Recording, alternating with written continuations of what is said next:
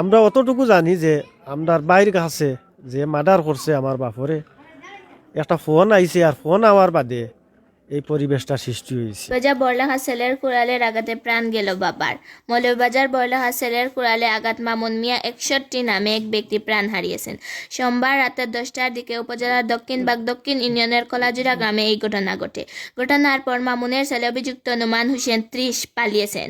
Police তাকে গ্রেপ্তারের জন্য অভিযান চালাচ্ছেন। থানা পুলিশ ও স্থায়ী সূত্রে জানা গেছে, মামুনের সাথে সুজানগর ইউনিয়নের এক মেয়ের বিয়ের কথা চলছিল। মেয়ে পক্ষ অতিরিক্ত দেনমোহর দাবি করায় নুমানের বাবা মামুন মিয়া এতে রাজি ছিলেন না।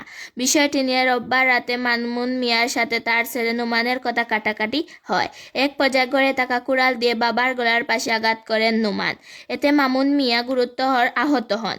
স্বজনরা তাকে মুমূর্ষু অবস্থায় উপজেলা স্বাস্থ্য কমপ্লেক্স নিয়ে গেলে কর্তব্যরত চিকিৎসক মামুনকে মৃত ঘোষণা করেন।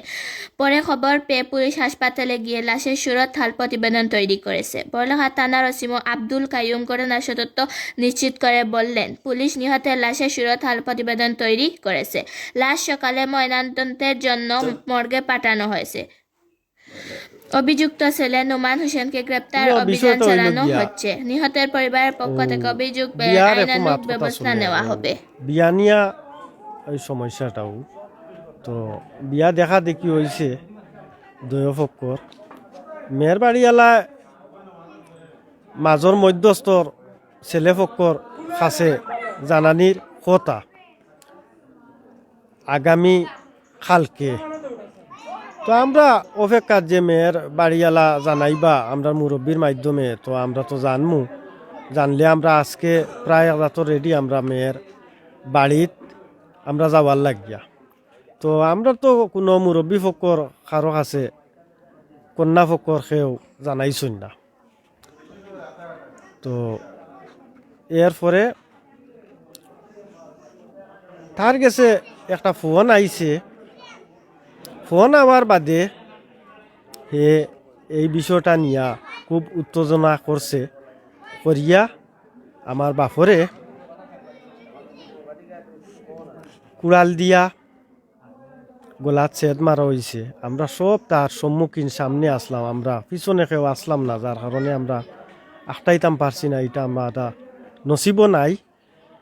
আর আমি মিডিয়ার সামনে ওটাও কইতাম চাই আর যে এর আমরা ফ্যামিলির পক্ষ নে এর ফাঁসি চাই। আমরা আপনারা ফাঁসি দিবা। বর্তমান সরকারের কাছে আমার অনুরোধ যে এরে ধরা মাত্র এরে ফাঁসি সাব্যস্ত করা হয় যেন। মামলা বিয়াবারে দেহকা এখনো আমার মই মুরব্বী আছেন, এখন মামলা হয়েছে কিনা তাও আমি যে নিজেও কিতা মাতিয়ার বুঝতাম পারি না। মামলা হয়েছে কিনা আমার মই মুরব্বী প্রতিপক্ষ আছেন, তারা অবশ্যই জানবা। আর আপনারা কয় ভাই কয় বোন? আমরা ফার্স্ট ভাই, আমি বাপর বড় ছেলে, আর যে মার্ডার করছে দ্বিতীয় ছেলে তার নাম কিটা? নুমান হোসেন। মানুষের কাজ কিটা করে? কাজ পিন্টর কাজ করে। তিনটার কাজ। তো আপনারা সব ভাই এখানো নি? সব ভাই এখানো, 5 ভাই 2 বোন। এক বোনের বিয়া দিছি, আমার ছোট বোন বিয়া দিছি, আমি বিবাহ করছি। নিচে 4 ভাই রয়েছেন, এর পিছনে আরো একটা ছোট বোন রয়েছে আমাদের। এখন আপনারা পারিবারিকভাবে মামলা করার কোনো প্রস্তুতি নিছেন? এটা প্রস্তুতি এই মুহূর্তে আমি হইতাম পারি আর না। এটা পরে ডিসিশন করা যাইব যে আমার মই মুরব্বী সারারে লইয়া, আত্মীয় স্বজন সারারে লইয়া যে একটা করলে ভালো হইব, আমরা ওটাও করবো। আর ও পর্যন্ত শেষ? ও পর্যন্ত আমার মাতকুলা শেষ। আসলে আমি বেশ মাতামও পারি আর না। এই এর পর্যন্ত আগে আপনার ভাই এইলা কোনো আচরণ করছেন? এর আগে তো ইলা কোনো তেমন আচরণ করছে না, মোটামুটি স্বাভাবিক সবসময় আছে। আচ্ছা, কন্যা যে দেখলা কোন জায়গা? কন্যার বাড়ি? কন্যার বাড়ি ফাটনাথ। পাটনা। জি, প্রধানগর ইউনিয়ন। সুজানগর ইউনিয়ন। তো তারার লোকে এই মুহূর্তে আপনার কোনো যোগাযোগ হয়েছে?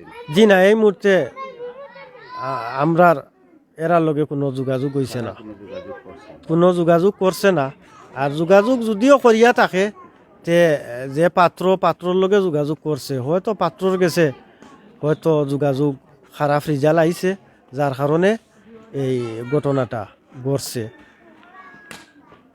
ও পর্যন্ত ও পর্যন্ত আমার কথা শেষ আরে।